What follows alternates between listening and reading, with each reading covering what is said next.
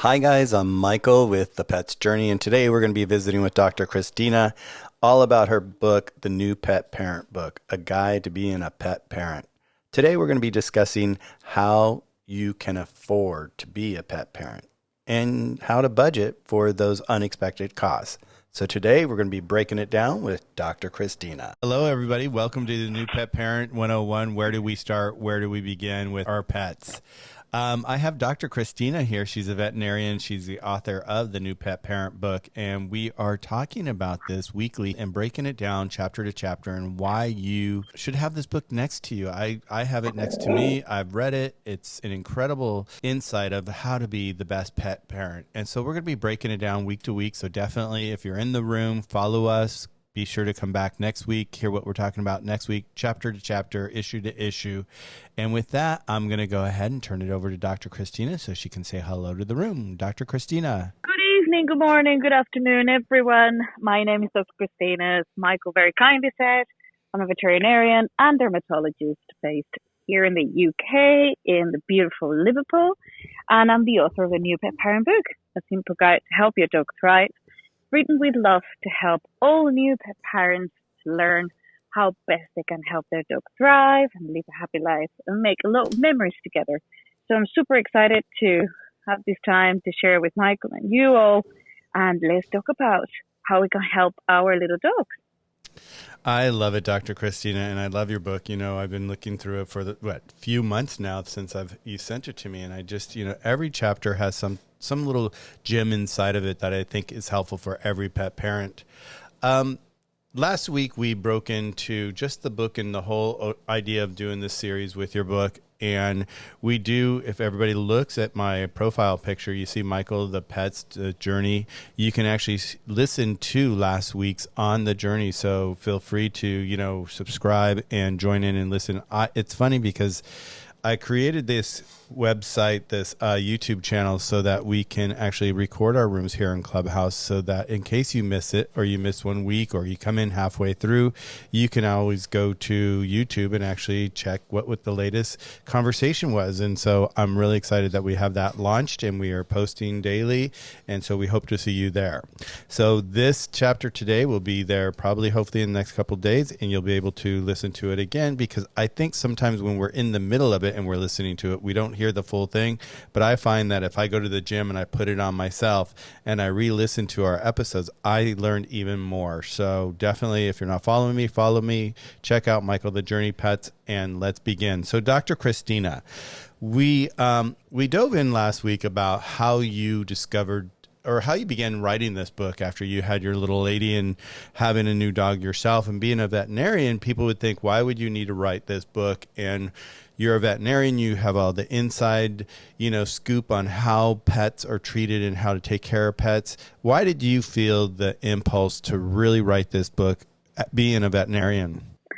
Well, obviously, never had a dog until I became a vet, which is for many people something really unusual, because most of my colleagues had a dog when they were little in their families, and that's one of the reasons that they decided to embark in this career later on in their lives.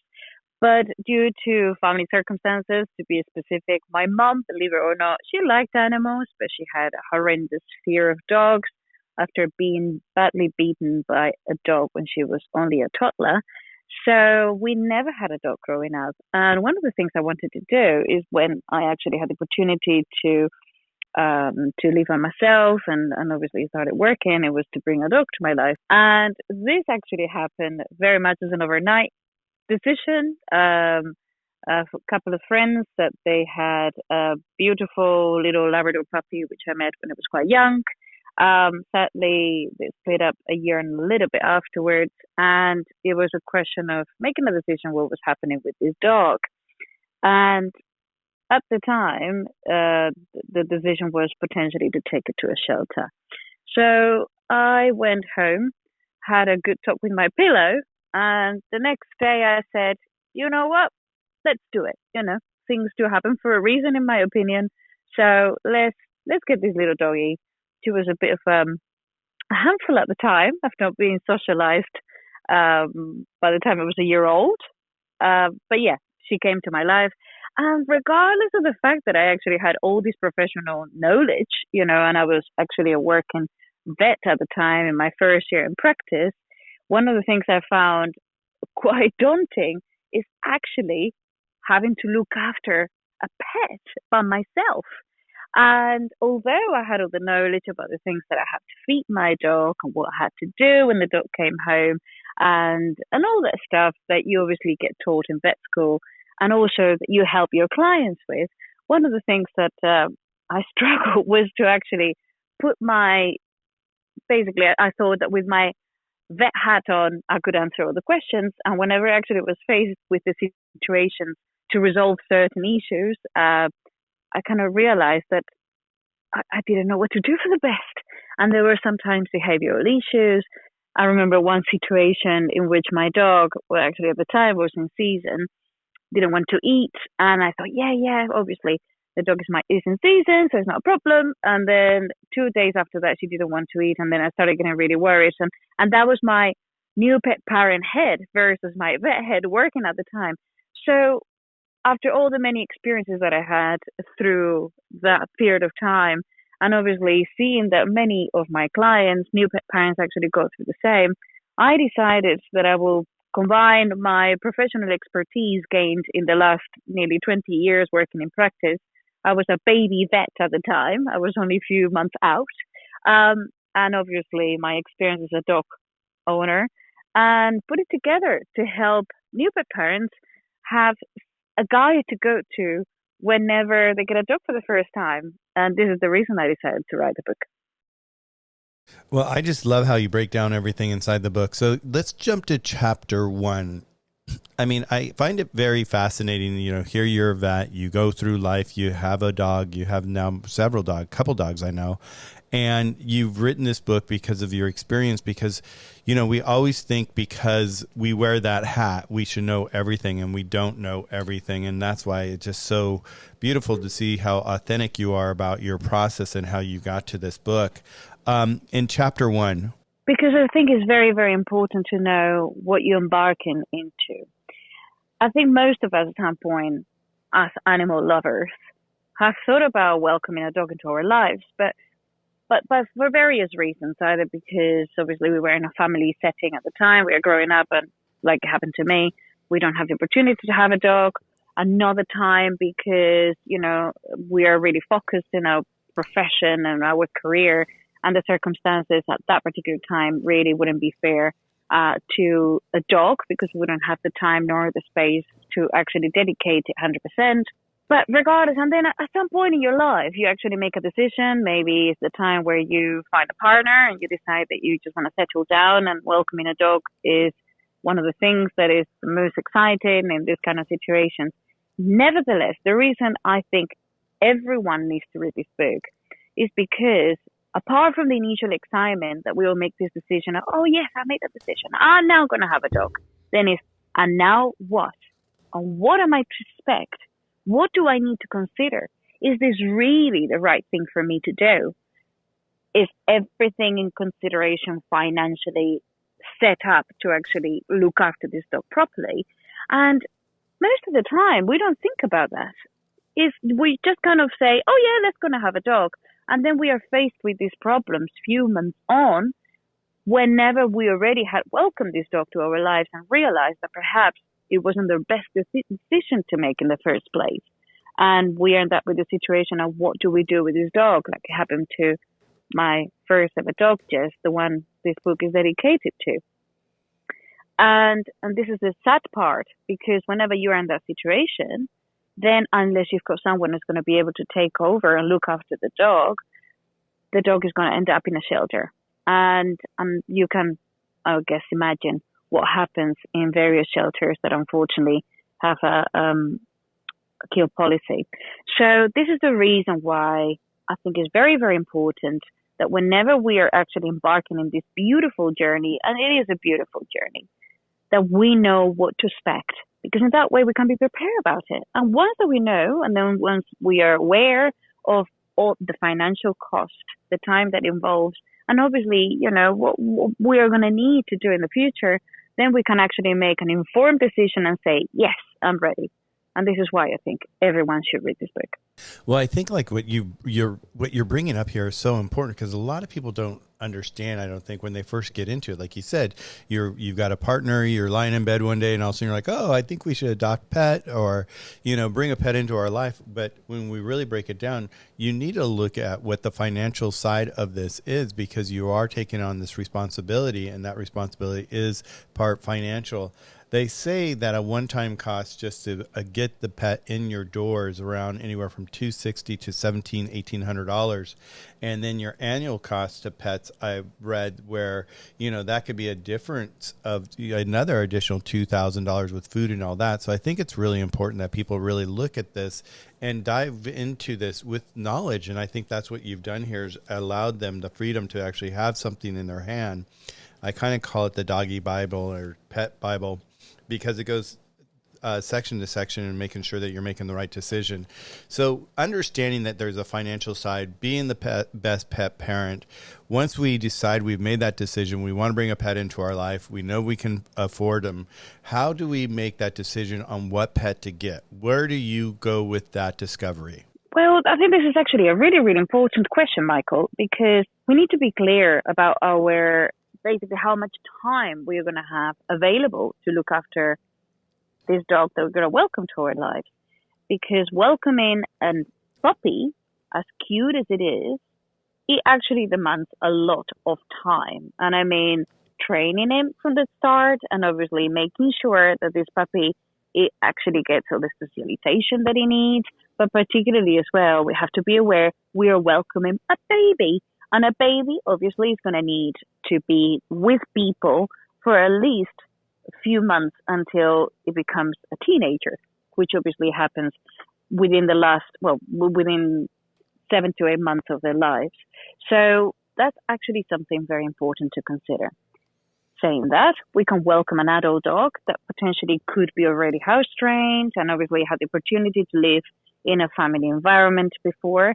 If you were to rescue a dog, which is one of my passions, you really give a second opportunity to a dog that it might have ended up in a rescue like it could have been for my girl. Whenever a situation like a family breakdown or sadly the owner dies, ends up in a shelter for no fault of their own. But that dog, we have to think about that we don't know what's happened in the past. And as such, is going to need a period to decompress and maybe a little bit of an adjustment. So although it's not going to be maybe as time consuming if you want to actually train this dog, realistically, you're going to need to dedicate time. And I think it's only fair if you're actually welcoming a dog to your life, you are aware that as such, you need to dedicate the time. A dog is a responsibility for life. And this is one of the things that I want to help people with, to become responsible parents from the beginning. And this is the reason that whenever we make this decision, we have to ask ourselves a few questions as well, even thinking about if we were to get a puppy or to get an adult dog. We did a room yesterday, Pandemic Puppies, and it was about surrendering your dog and the hard times that people have when they hit this moment in their life when they have adopted a puppy and they've selected the wrong puppy for their home. And I think what you're talking about here is like making that choice and making a decision what dog to get is really important, because you need to really look at their breed, their behavior. How are they going to fit in with your lifestyle? Do you have kids? How do you introduce them to your kid or kids, and how do you set boundaries? So there's so much that goes into it. So I think this is like such an important part of your book about really taking time to discover what the right pet is for the right home, because we don't want it, like you said, it's a lifetime commitment, and we don't want to see you surrender your dog because it's a misfit. And unfortunately that does happen, and it's not a bad thing that it happens, because at least you acknowledge that it was a misfit and you can actually make it right by helping find that dog a right home. And there's actually it's really interesting, because we had this conversation yesterday in our room about how to go about to actually, if you do have to surrender your dog, how to do it properly and do it with being authentic with yourself and with love and compassion. So, check that out on the journey if you want to. But so finding the right puppy, when you talk about this, where do I find a dog, find a puppy, looking at your schedule is so important. Do you have a checklist? Should you say they should create a checklist of things that they're looking for and what they expect? Where would you go with, helping people find the right puppy and making that decision to make sure that puppy's right for them? Well, absolutely, Michael. I think that, having a checklist of things to consider before making that decision and being honest to yourself about those questions would be really, really important to actually decide how you're going to approach this. So in the chapter 1 of my book, I've got a list of questions which I'm going to read aloud for everyone, and please feel free to take a note and see if this could help you, and add any other questions yourself that will actually fit in with your personal circumstances. But one of the things that I would normally advise to ask yourself is, do I have a full-time job? And really, with this full-time job, what are my demands in terms of the full-time job? Because prior to COVID, obviously, we were going to the office. And unless you've been very fortunate in being able to take your dog to work with you, this puppy would have been at home for many hours on their own, unless you've been a responsible pet parent and you knew what to expect. And before you made the commitment of actually deciding in taking on the dog in your life, you would have actually arranged who is going to be looking after your puppy or your dog whenever you're at work. So looking into the full-time job, the circumstances have changed for many people, and most people now have the opportunity to work from home, even if it's not necessarily every single day, but 2 or 3 days a week. And that would make things easier from the point of view of maybe trying to find someone who is going to pet sit your dog while you're going to the office. So taking that into consideration is important. Obviously, being at home, that will give you opportunity of maybe taking your dog out to the garden to do their needs, or taking out for a quick walk at lunchtime and things like that, which obviously make life easier. But again, on that very same subject, we'll have to think about this working from home situation. Is it going to be a permanent thing, or is it going to be a long-term thing? Because otherwise, we're going to be in the same position that we were talking about before. What do I do with my dog whenever I go back to the office? So this is one of those things. Certainly, another question to ask yourself is, what are my living circumstances? And with this, I mean, do I live in a flat? Do I live in a house? Do I live in a city? Do you live in the countryside? Where exactly do you live? And as such, what are going to be the places where you're going to be taking your dog out to exercise? Is that going to be in the dog park in a big city? Is it going to be in the fields if you're lucky enough to live in the countryside? Is your dog going to have the opportunity to exercise outside on a regular basis because you've got a garden, you've got a yard, all those things that could make a big, big difference.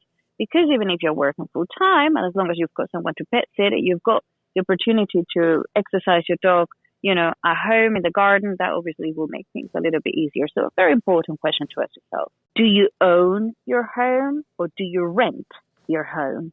Because if you own your property, you are the owner. You don't have to ask anyone to have permission to welcome a dog into your life. If you rent a property, you obviously have to check with the landlord first. And I would really, really advise you not to get any pets in your place if obviously it's rented without checking with the landlord or the landlady, because it's not the first time that we find that some people have actually welcomed a dog or a pet into their lives and then come to the vet practice saying, well, my landlord or my landlady found out because I didn't ask permission and I don't know what to do with my pet now. And obviously this is the situation that we were talking about before. Do you travel much? Obviously now with COVID, we are not traveling that much anyway. But, hopefully we will be in the position of that we'll be able to travel soon. Don't know how soon, but soon. So is your work, is your profession some a type of profession that it takes you traveling all over the country, traveling internationally? Again, we are in the position of you need to be a responsible pet parent before you consider having a dog, and then think about what are you going to do on those times. Is a friend going to be looking after your pet, your dog in this case? Are you planning to put your dog in a local doggy hotel? All these things you would need to take into consideration. Again, if we're thinking about the financial aspects of things, because we need to budget for those. Are you going to look after this dog by yourself, or do you have someone else who's going to co-own your dog? And with this, I mean, is obviously if you've got a partner, your partner will help you looking after this dog. But if you decide that you want to welcome a dog to your life and just work sole responsibility, which is absolutely fine. But obviously there will be situations in which you also have a life and you've got social commitments, or you need to go somewhere. And then obviously you need to make sure that this dog is well looked after. So again, thinking about that is important. Do you have children and dogs? I find it's a match in heaven. I think growing up with a dog is a wonderful thing. I didn't have that opportunity myself, but I had many, many clients in the last few years and friends that they grew up with dogs, and they tell me about their stories and how much a dog meant in their lives, that little friend that they had when they were tiny. And I think it's wonderful. But again, if you've got a child and you've got a dog, it would be something potentially easy to deal with. You've got 7 children and a dog. It's obviously something to consider as well, how the interactions and how who is going to be looking after that dog within the family, who's going to have certain responsibility. And I think it's very, very important that everyone is clear about who does do what. So there is actually no miscommunication about duties to our dog in terms of feeding it, in terms of taking it out for a walk. This is all very important. And again, another factor to consider. Are you planning, as we said, to rescue a dog and give a dog a second opportunity in life that it truly deserves? Or you really want to have a puppy, which is a wonderful thing to do as well. It's a great experience. Either of those is a great experience. I had the opportunity to have them both, and very different, but both very fulfilling. But again, going back to that, would you like to honor your own values and then rescue dogs because you want to save a life? Or would you prefer to just welcome a little puppy, a little bundle of joy into your life? Very important. And certainly, the other big thing that I would say that is very, very important to consider before we even commit to the idea of having a dog is look at the financial aspect of things. What I'm going to say might sound very harsh. Having a dog is actually not a right, is a luxury. And what I mean with luxury is that we need to make sure that we can afford looking after our dog properly. So it's not just a case of feeding the cheapest food available out there and give him a bowl of water and a cardboard to sleep on. We've got a responsibility to our dog, and we need to make sure that we've got the funds to feed that dog properly, and certainly make sure that we've got the funds to afford veterinary care when our dog is sick. And certainly make sure that we obviously take into consideration the prophylactic aspect of it, so we can actually prevent our dog to get sick. Certainly, boarding fees, looking after, if it's a dog that it needs to be groomed on a regular basis, take that into consideration, etc., etc. So we need to budget for that, because the last thing that we want is be in the situation, as we said before, that we'll find this out few months on after having our dog and then realize that unfortunately we can't afford it. And this is the reason why it's so important to be educated prior to making this decision. So whenever I love that you went down your list and let's start from the very top. When you're taking into consideration of having a puppy into your house, do you have a full-time job? And prior to COVID, it was a whole different story, because people were looking at that responsibility of having a pet sitter, a dog walker, somebody that would come in halfway through the day and walk their dog if they were at work. And then this last year, we had everybody where they started working from home. And now, Jen's in the room here, and we talk about this all the time, is that now's the time, if you do have a puppy and you are at home and you are going back to work, you really have to look at this, because this is part of being a responsible pet parent, is having your team put together. And your team, we always talk about, consists of like a vet like Dr. Christina, a trainer like Kristen, like Jen, or who's a dog walker trainer, Rob, who's another trainer. It's like it's so important that you have your team put together successfully as you go back to work, because that's one of the big surprises I think a lot of people are going to be faced with, is like, oh my God, I didn't think about this. I didn't take the time to really stop and think about what it's going to cost me now to go back to work, having a dog if I'm going back into the office. I need it. But the big thing, too, I want to say that we've learned is it's time to do this now.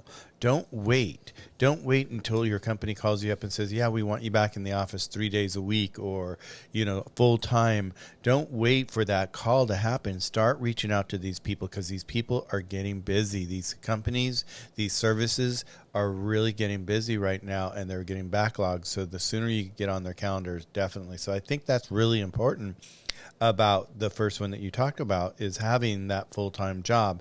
Where is that located in today's world, and how is that going to affect your adoption or you bringing a puppy in? Did you find, being a veterinarian and having your experience for the first time when you were working, what was your frustrations? Well, I was really blessed because being a vet, I had the opportunity to take my dog to work. So she came with me to work every day, and whenever we had our lunch break, I had the chance. I was working in a little practice in the middle of the countryside here in the UK, and I had the opportunity to walk her outside. So for me, taking her to work, it wasn't an issue. But certainly it was whenever I was for myself at the time, whenever I was planning to go out, whenever I was planning to meet some friends, even just to go out for a drink in the evening, and or even planning a day out. Because suddenly I realized that obviously, again, I didn't have anyone to look after my dog immediately. I was planning to go on holidays. So all these things are something that you face and that you start thinking about once that you're facing that situation. And although I was very fortunate and I never had, any major issues, because I was surrounded by people that were animal lovers. And fortunately for me, there was always someone who was keen to look after my girl. But realistically, not everyone is on that position. And that's why preventing this issue and thinking about it so you're prepared for it, it makes life less stressful in those situations. And certainly the first thing for the dog, because you can help your dog to become socialized with obviously the environment that he's going to spend time or she's going to spend time at. And obviously, as you very rightly say, Michael, and I always support this, it takes a village to raise a child. So in this case, it's not kind of the same whenever we are looking at having a dog in your life and helping them to thrive. It takes a village to look after your dog, properly. So we need to think about the veterinary aspect of things and making sure that your dog is nice and healthy. Obviously looking after this dog from the point of view of making sure it's exercised properly and providing at the time where you're working, so it goes out for a walk. And that's where dog walkers are so important in this aspect, or in this particular, for this particular reason. If we have to groom our dogs, we need to make sure that obviously our dogs are well looked after and they go to the groomers on a regular basis. And as Michael very rightly say, it's important to get in touch with them sooner rather than later, because with the circumstances right now, they are getting really, really busy. So all this is absolutely vital, in my opinion, to know before you decide to embark on this journey. Well, one of the things I just added to your book, is you said it so beautifully without saying it, is like your first thing is, do you have a full-time job? The second thing that you just said too, which is really important that we don't think about either, is do you have a full-time life? What about your social life? How does that fit? How does a dog fit into your social life? What do you think about that, Dr. Christina? I think it depends on the stage where you are at in your life. When I first had my dog, I was 24. So obviously I was still going out with some friends, and then you start obviously dating every now and again, and you're not necessarily going to take your dog to dates with you unless obviously the person you're dating is crazy about dogs and he wants to kind of bring the dog with you on the first date kind of thing. But what I'm trying to say is that if you're a younger person, you have to think about that, your dog needs to be well looked after regardless of the fact that you're going out for a night out or not. Whenever you grow older, I think your taste changes, and then maybe you become more potentially thinking a little bit more about involving your dog in activities. However, the situation has changed because now there are loads of places that they are dog friendly, and you can actually take your dog with you everywhere. And if your friends are like you and they're animal lovers, I tend to find that 9 times out of 10, they are delighted for you to bring your dog with you whenever you go to an event. And I think it's very important. And this is what I actually experienced with my dog when I first had her. She came with me everywhere. We were pretty much inseparable for the 12, 13 years that we were together. And even when I was visiting friends, it was me and my dog. I wasn't leaving my dog behind. And generally speaking, they knew and they were very happy about it. So it's actually a very important aspect of what is your social life. You're a kind of person that loves going out every single night clubbing. You have to think about that you've got a little soul waiting for you at home and waiting to welcome you. So we will need to provide for that dog to make sure that he's okay. However, if you're a person that is quite happy just enjoying nature and then just hanging out and going out for nice meals and certainly, enjoying the company of having a dog, you'll possibly find that you're going to have a lot of places that you can take your dog with you. So a very important aspect as well in dog ownership to just take that into consideration and actually become a responsible pet parent. And looking back at this and what we're talking about, it's so important what we talked about. Like you said, it takes a village. I always say it takes a team. It's so important because like if you go down this list that you went down, are you traveling regularly? Do you live in the countryside or the city? Do you own or rent your home? The other thing is like when we talk about children, we had a room last week about pet safety and children safety, and it was really interesting. Jen was in the room and she was sharing with us with Sarah, and we were just talking about all the tips and tricks about having a pet inside your house with kids and even introducing your pets to kids. If there was 3 scenarios we talked about. There's the family that has kids that decide they're going to have a new dog to their life, so they bring in a dog with the kids. There's the dog at the house, and then the wife is pregnant and she's going to have a baby, and so there's going to be a new baby in the house with the dog, and there's that relationship that you need to really look at too about the dog and how their anxiety might happen to be when the baby arrives. And then 3, there's like you have a family with kids already, and then you have dogs, and how do they interact too? And setting those boundaries is so important. I think that's really important that when you have children, like what we're talking about, is to have these conversations, set up those boundaries, and who's doing what, and what's appropriate for who's doing what as well, because it's not appropriate always to have your children doing, meal planning or walking the dog, or there's certain things that you as a responsible pet parent, as the adult, need to take control of. We were talking about this too, and I think this is really important too to dive into. Dr. Christina is like, do you want a puppy or do you want an adult dog that you rescue? And there's a lot that goes with both of those. Where when we talk about a puppy, you're bringing him home, you're potty training him, you're teaching him from day one all your tricks and tips and your markers, your cues, and training them to be successful. But then if you rescue a dog, you bring a dog in, and hopefully a lot of people are under the assumption that when you do that, you're getting a dog that's potentially already potty trained and maybe trained and all that. But every once in a while, there are times where you bring in a dog and you don't know the dog's history, and they may have some behavioral things that need to go through training too. So you have to be prepared for that too, I think. What do you think about that, Dr. Christina? Absolutely. I think you hit it on the nail. You have to be prepared for that. It's going to take time. You're going to get up in the morning, your puppy just pooped somewhere or peed somewhere, and you can't really tell them off because they're just learning. Just having, again, expecting knowing what to expect, so you can actually be prepared for those things and not be shocked when they happen. We have to think about, although they've got 4 legs, they're still a baby. So as such, we need to give them lots of patience, lots of routine, loads of love. And I think it's very, very important at this particular time of their life to make sure that the bond that we can create with them, it is an amazing bond. And what I mean with that, for them to have a great experience, not to become fearful of you, just to become so loving that they know that they can rely on you 24/7.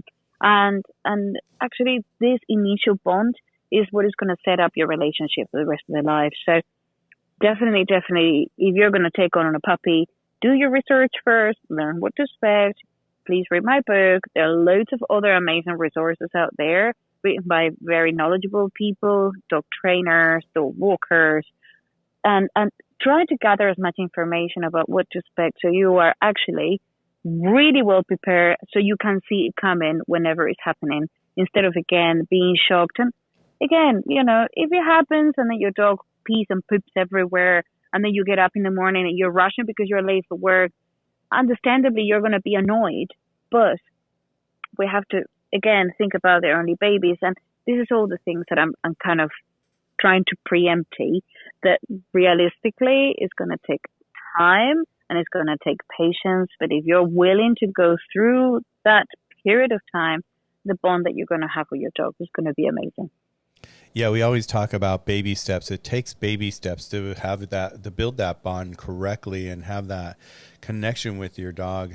One of the big things we talk about in our rooms all the time, and one of our rooms is called Sniff. Sniff is, sniffing games for your dog as well, and sniff mats. There's so many wonderful tools out there, but you really have to look at the big picture when you're looking at your puppy or your dog, whoever you're going to be bringing into your home, so you understand this. And the next thing we're getting into is, you covered this, was, you read this off as, have you considered feeding, veterinarian care, grooming, accessories, pet insurance, all that needs to be, that's where I think like that checklist is, like if you have a checklist and go down that, because you want to get pet insurance. They say right now only 5% of pet owners have pet insurance, which I think is kind of crazy out there, but there's so much more cost than just pet insurance and veterinarian service and all that. So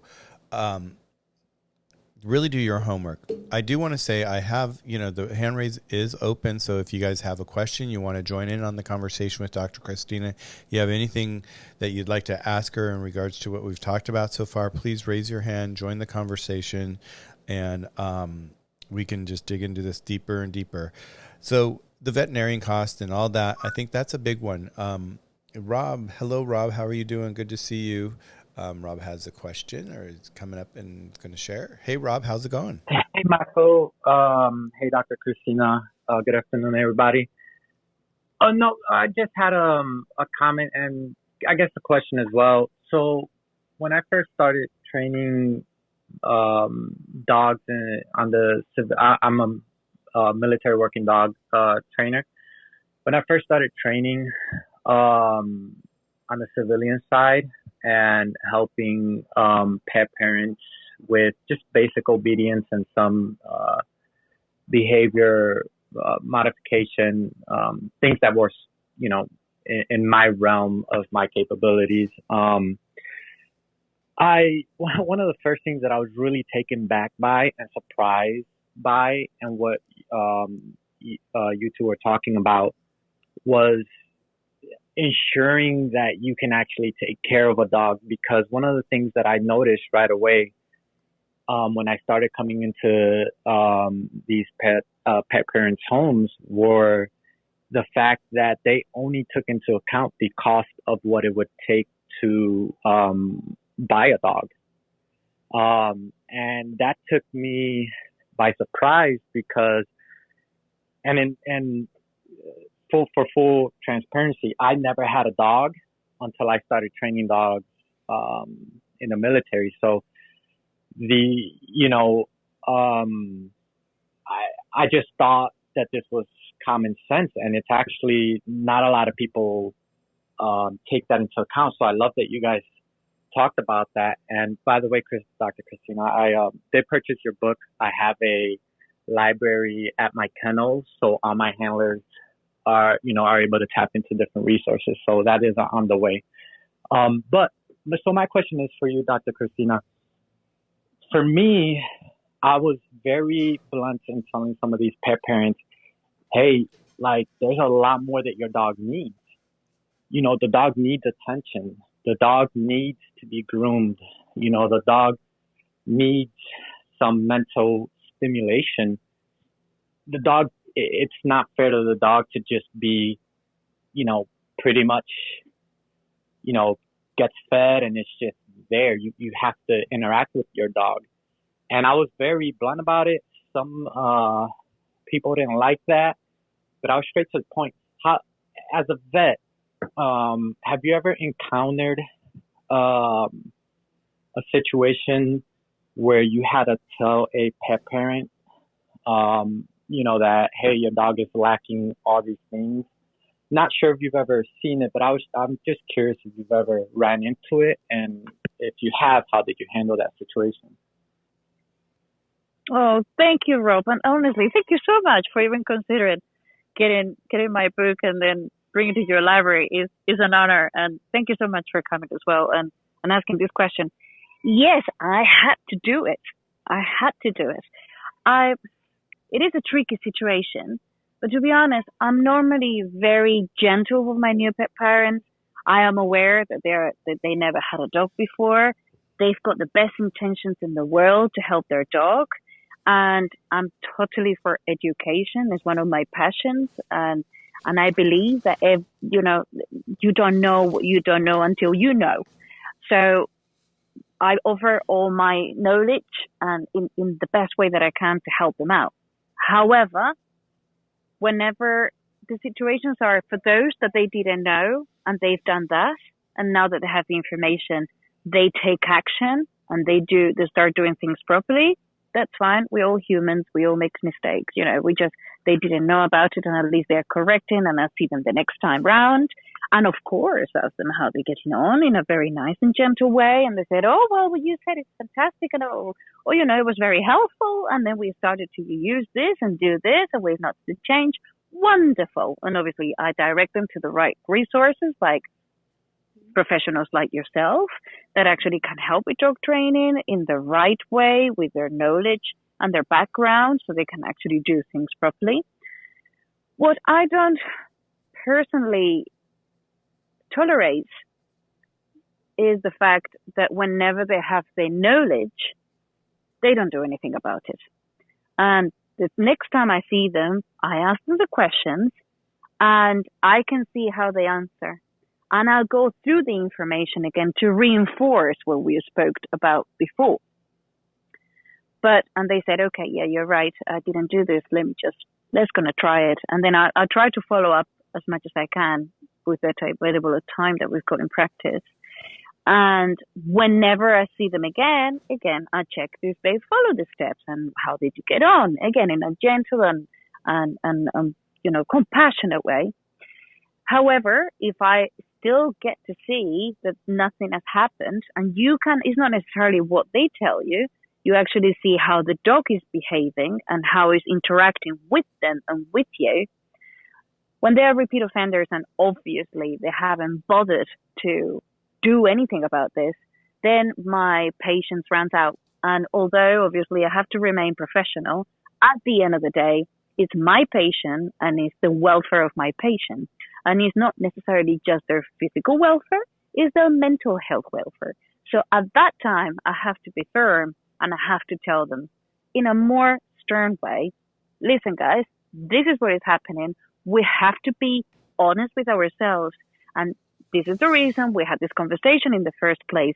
But I can see, for what I can obviously gather in this conversation and this time that we spend together, that obviously your dog hasn't really flourished and developed in the way that it could have done if you would decide to obviously put some time and effort into helping your dog to become more socialized and actually enjoy life with people and with another dogs. And realistically, we have to be honest, because if this situation of having a dog right now in your life with your circumstances is not the right thing to do, I'd rather you actually analyze what we are doing. So as Michael said at the beginning of the session, realistically, we are honest to ourselves and we do the best thing for the dog, which is in this case, if you don't have the time for whatever the circumstances. And again, we don't really know what happens in people's lives behind closed doors. Maybe they're going through a really tough family situation, personal situation. Maybe they're going through a breakup. Maybe there are loads of circumstances around them that kind of affect their capability to dedicate as much time and effort as they should to their dog once they welcome the dog to their lives. But that's fair enough. It happens. It's life. But realistically, the key is to make sure that the welfare of the dog is the priority. So if that's the case, then I would say, okay, well, if this is the situation, let's see how we can resolve this problem. And then normally, whenever you start kind of breaking it down in that way, more direct, but also honest, they will turn to you, or at least they've turned to me and said, well, Christina, this is happening. And realistically, I've tried, but I can't cope. No problem. Thank you for being honest. I try to help as much as I can. And I give them the resources to get in touch with, because that could possibly be the situation that maybe a friend or a family member of maybe someone that they know, or even a rescue center, they have the right family that is waiting for a dog of those characteristics. And, it will be the first thing for the dog, because it's going to find a home where he's going to be loved, and they're going to have the time and attention to dedicate that to him or her. But it's also the first for this particular person that, given the circumstances at the time, it can't really take appropriate care of the dog. And I think this is why it's important to know what to expect from the beginning. So if you know that things are not working out, or things are going to change in your life, maybe it's not the right time to welcome a dog to your life. So this is what I tend to do. It certainly works for me. Fortunately, I haven't been in that position many times, maybe 2 or 3 times for my career. But please, if it's any help to you, pick up the tips and see how they work out. Oh, no, I appreciate it. One of the things that I struggled with when I first started training on the civilian side was learning how to talk to pet parents, because in the military, the way you talk, it does not translate very well at all on the civilian side. And so that's one of the things that Clubhouse has taught me, is how people interact with each other, because believe it or not, it is something difficult for me, because I'm just so ingrained in a single thought process. So that actually does help a lot. The reason why I had that question is I had one of my very first clients that I trained when I was stationed in Pensacola.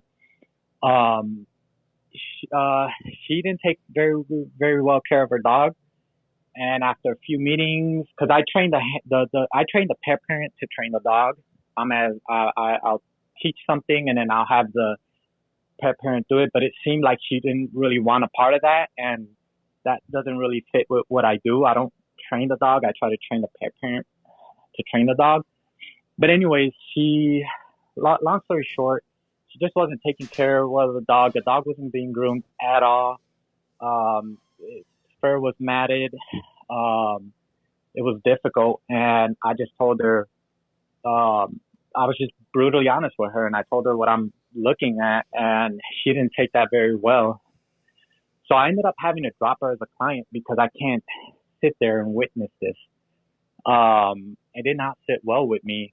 And like about 6 months later, she contacts me, and, she ended up, having her cousin or sister take the dog. And like you said, I guess they were going through some family issues, but, anyways, it definitely helps. I appreciate it, and I'm done speaking.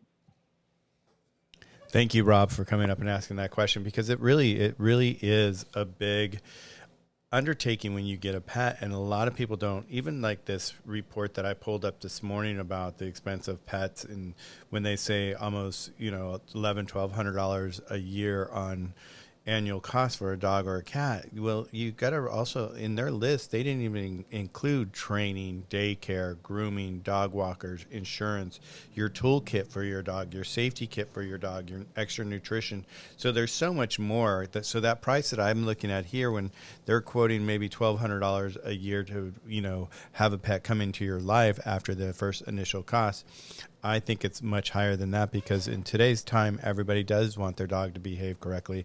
They do want to train them. They are treating them completely different. They are treating them like their own kids. So, that's a tough conversation to have with people, especially when you walk into it and you see that it's right in front of you.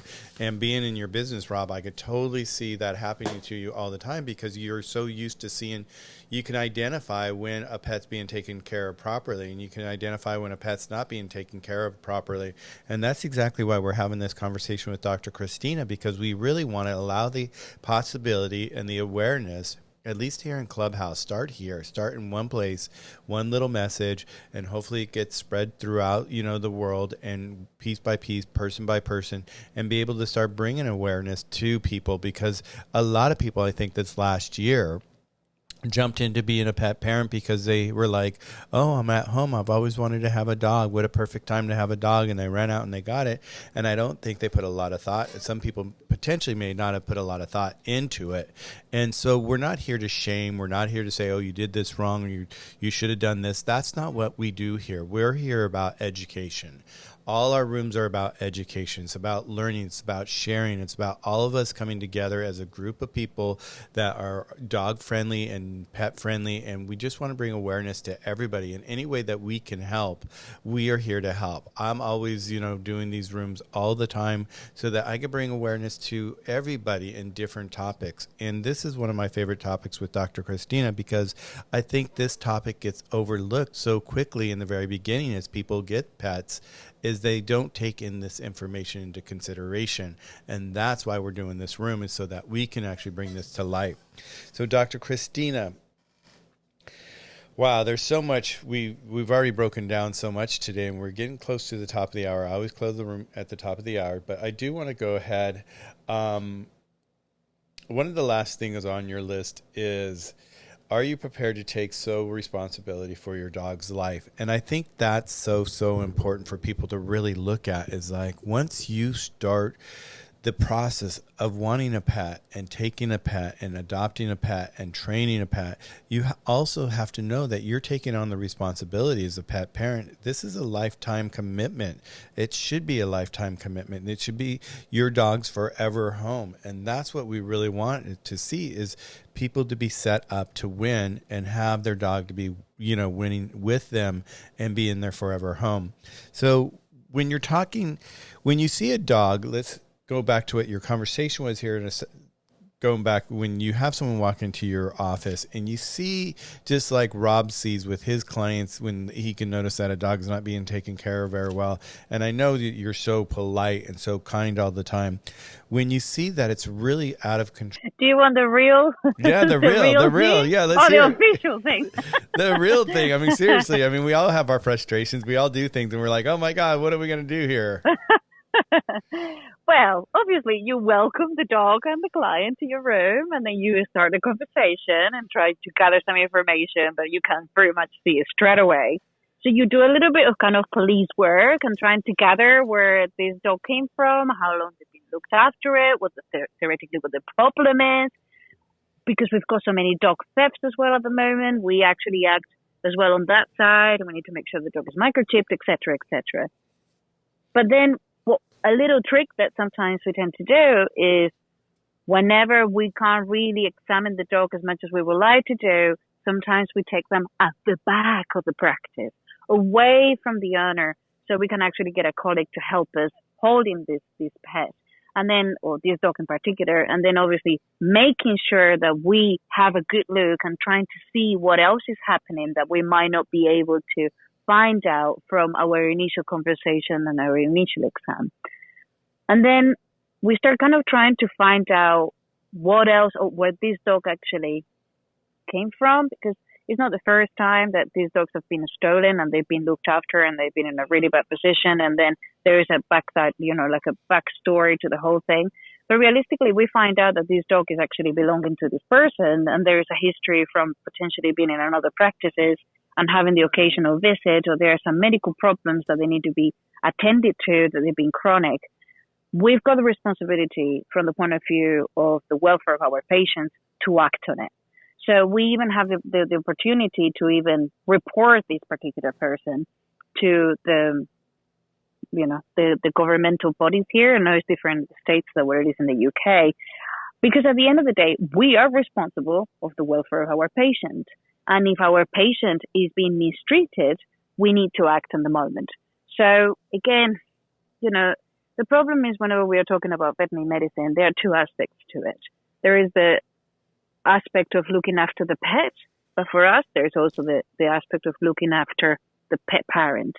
Because, unfortunately, there is a lot of circumstances in the life of pet parents that they can actually put a lot of pressure on how they look after their pets, particularly we're thinking about COVID lately.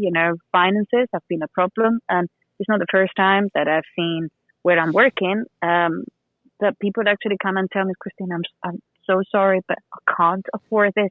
I've got limited money a month and I can't afford it. And what I normally say to them is that if I find that there is a potential welfare issue, but there is actually real reason behind it, and it's not the case that they don't want to do it, is because they can't afford to. I always been very kind of honest with my clients, and I want to believe that my clients are honest with me because we're starting to know each other.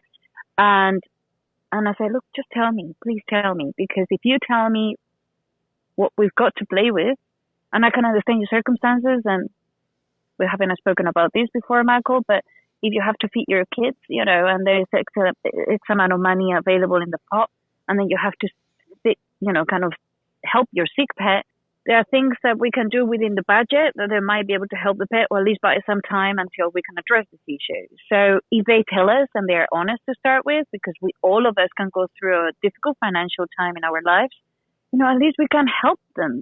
The problem is whenever they don't tell us and they pretend that there is not a problem, and then, they just basically the dog is suffering as a consequence. And at the end of the day, we are solely responsible for our dog's life. So we have to feed them, but we have to look after them when they get sick as well. And we can't just ignore when they are poorly. And this is the really frustrating part for us, because we know we can help them, but obviously, unfortunately, we can't do the job for free because, the practice needs to be paid, the medications need to be paid, and we need to earn a living as well. But regardless, and I can tell you that a large amount of us do a lot of things under the radar to help our clients, because we sympathize with the situation.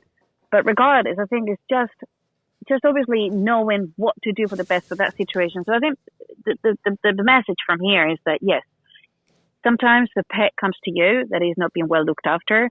And I think, obviously, for us, our responsibility is the welfare of the pet. We need to find out if this is a genuine situation because there is an issue with the family, and certainly with the pet parent, that for whatever the reason they can't afford to look after that pet very well, or they don't know, and then we can help them. Or certainly this is an issue that is real welfare problem.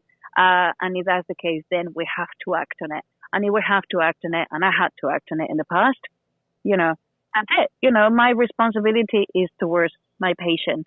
And it's hard because we need to get law enforcement involved. And, they can't take the pet away. But at the end of the day, the pet is really suffering. It is down to us to make a decision. So this is the real information behind it. I love that. And that's what I was wondering. I was wondering, do you have to get the law enforcement agencies involved sometimes? And it sounds like you do. And I know, like, when I design a place or a wedding or an event here for one of my clients, when I'm designing something, and I know that they have a certain budget, and I'm the kind of guy that likes to go over the top, I will go ahead and do extra work all the time. But I can see where with you have that integrity of like having to take care of animals and wanting to take care of animals. And so you probably do go the extra mile quite often with your pets, I would think. We do. And the things that I can certainly go the extra mile, I do all the time, even with the consultation times, even if they're half an hour, if I've got an hour available, I'll give them my hour. I'll give them all the time that they need, so they feel happy and confident that they know that they are doing the best for the pet. And yeah, I don't get paid for that, but I don't mind. It's my patient, and if I was in their position, I would like someone to do the same thing for me. Sometimes, obviously, we can't just pretend that we are going to give medications for free without our bosses to know. So obviously, we have to charge for that. But if there is another little service, like, I don't know, clipping nails or empty anal glands and things like that, they could be chargeable, but they are coming for something else. But sometimes we do that and we don't charge them for it. And, obviously I can't speak for my colleagues. I can only speak for myself. But I know for a fact that there is a lot of colleagues that they do exactly the same thing. We love animals. This is what we do. It is a hard job. And I think most people tend to think that we are literally very rich and drive the latest model of BMW. We don't. We just get a salary like everyone else. But we work really long hours, and sometimes, clients can actually see the wrong side that we are trying to charge for things. But we have to charge because we can't work for free. But we do love what we do, and we always have the best interests at heart. And certainly, I would say that most of us, we wouldn't still be doing this job if it wasn't because it's a vocation. And I think this is what it is. And we really, really want the best for all the pets and their pet parents. So be kind to your vet. Please be kind to your vet, because the emotional roller coaster that we go through on a daily basis, from seeing a puppy and helping the pet parents and giving them all the information, to maybe the next appointment that you actually have to put a dog to sleep and then cry internally whenever you do this, and support the family whenever they're going through this difficult time. And then you just come out and you've got someone else coming with an emergency. That takes its toll over time, and we're all humans. So just be kind to your vets. That's the only thing I would ask you to consider. And we are here to help you. We will always be here to help you, and never be scared of coming and ask us anything, because if we are busy, we will find the time to help you. And if we can't help you immediately at the time, we will get our colleague to help you. So just always think that we are on your side. Wow, that's a lot. And it's really true. And I see that with your love and what you do, and how you, since I've met you, and your mission and just taking care of everybody. So, I've heard once that, and I know we're a little past the hour here, but we've kind of like gone into this conversation, and I want to just finish it really quick. I've heard that even like dentists, the suicide rates in vets are up there sometimes. Well, I don't know exactly what the suicide rate in the States is, but here in the UK, and I think it's the same in Australia, vets, we've got the highest suicide rate of all professions. And that's what people don't know. And I have lost colleagues quite close to me. Fortunately, I wasn't working with them, that one day they just said they couldn't take it anymore. And it's heartbreaking. It really is heartbreaking, because they always want to help. They always want to do the best, but people don't know what it goes behind closed doors. And the pressures are changing. I've been doing this job for 20 years, and the job that I entered versus the job that I'm doing right now, it's the same, but it's different. The owner's expectations have changed. Medicine has improved and moved on, and to a point, make itself parallel to human medicine. The opportunities that we have to perform a better medicine are it's just basically amazing. The stuff that we can do these days is incredible. But by the other hand, all that comes to a cost. And what it hasn't changed in many occasions is the perception of the pet parents that these things need to be paid for. And we do get on a daily basis you're just money grabbers, and you should be doing this job for free, and how dare you not helping my dog. And it breaks our heart. And I think as you become a mature vet, you learn how to handle these situations, and you learn how to read people, and you learn what to say. When you're a younger vet, you haven't been prepared for this in vet school. And whenever you're working 10, 12 hours a day, sometimes with no lunch break, and then you get these situations over and over, plus the emotional roller coaster of our job, it takes its toll. And some people, the tolls are there. We're surrounded by them. So they just leave us. Yeah. Beautiful, kind-hearted people. And honestly, it's heartbreaking. So that's why we do have good days. We do have bad days. We love what we do. But please be kind to your vet. Well, and I just, this conversation is so touching, because my sister works in a hospital, and sometimes people just don't realize what they go through inside of a hospital. So what you go through every day, like you're talking about, your goal, your heart is set to help the pet win and get through whatever it has. And then you have this other element of a parent saying, oh, what are you doing this? You're charging me for this. And that's why I find it so, crazy that only 5% of people have pet insurance, and I just think that there's such better solutions, and hopefully with the world changing the way it's been changing this last year, this last decade, with pets and people and parents, people are starting to open up and see a new light to really how responsible they have to be with their pets, and they actually can be responsible with their doctors too, and that's including their veterinarians, because you guys are on the front lines there, and you always are, and I know you guys always have the number one thing in mind is the pet health, and that's where it ends up at the end of the day, is what you started with and how's their health at the end of the day, and that's the goal of yours. And to have to deal with all that extra with the parents is probably difficult. I can only imagine. Well, thank you for sharing that. No, and thank you for asking, Michael. And this is one of the reasons that I wanted to talk about it, because most people don't know, and they're actually quite shocked when they find out. But it's a reality, and it's a very much a huge issue in our profession. And one of the reasons why people that they are very experienced and they are very good veterinarians, they are actually leaving the profession in droves because of the fact that it's just too much. We're only human, and at the end of the day, when you're always trying to do their best, and I'm sure for doctors, nurses, like and dentists and your sister, that they have to go through, they don't realize that we do have feelings as well, and we always try to help. So thank you for asking this question, and if anyone wants to talk about it, please find me on Instagram. I'll be happy to follow up this conversation. Or either want to share anything with me, I'll be delighted to help you. But this is one of the reasons that my mission is to educate new pet parents, create a different mentality on the new generation of pet parents, so they can be responsible pet parents. They know what to expect. They insure their dogs.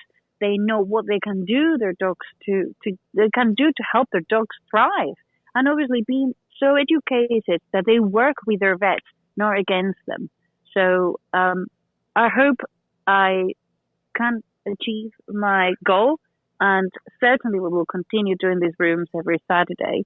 And guys, here I am. If you need anything, if you want to contact me, if you've got anything to share, please find my account in Instagram. You've got it on my profile. Follow me, and let's continue this journey together.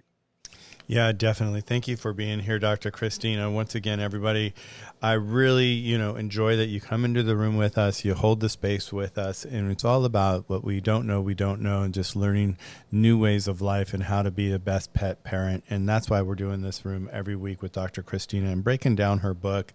Next week, it's going to be an exciting little change from like this intense of like being financially responsible, but that's the next week chapter is going to be, okay, I made a decision, I'm getting a dog, now what? And that's going to be the fun part. So we're going to be breaking that down and how to find a dog and what kind of dog and making sure the dog is right for you so that you can have a happy home with your dog. I'm Michael, your host. We're here today in All Things Dogs Pet Parent 101, where to start with the new pet parent book by Dr. Christina Diaz Montero. Welcome everybody, and I will see you guys hopefully next week in another room or somewhere during the week in another room. Be sure to follow Michael the Journey Pets on YouTube. Check it out. You'll enjoy listening to it. I enjoy listening to it more than I thought I was going to at the gym. I just put one of our episodes on and I listened to what we talked about in the past, and I'm still learning. So it's always wonderful now that we have that available to us here on Clubhouse through Michael the Journey Pets. So with that, I'm going to go ahead and close the room. Thank you, everybody. Have a beautiful Saturday evening, morning, afternoon, wherever you are in the world, and I will see you guys soon. Thanks. Thank you, Michael, and thank you, everyone. Take care. Bye. Bye. Well, there you have it, another wonderful conversation with Dr. Christina Diaz in regards to the new pet parent, giving you the right foot to step on to be the best pet parent ever, setting your dog up to win. I'm Michael, your host, and I'm out.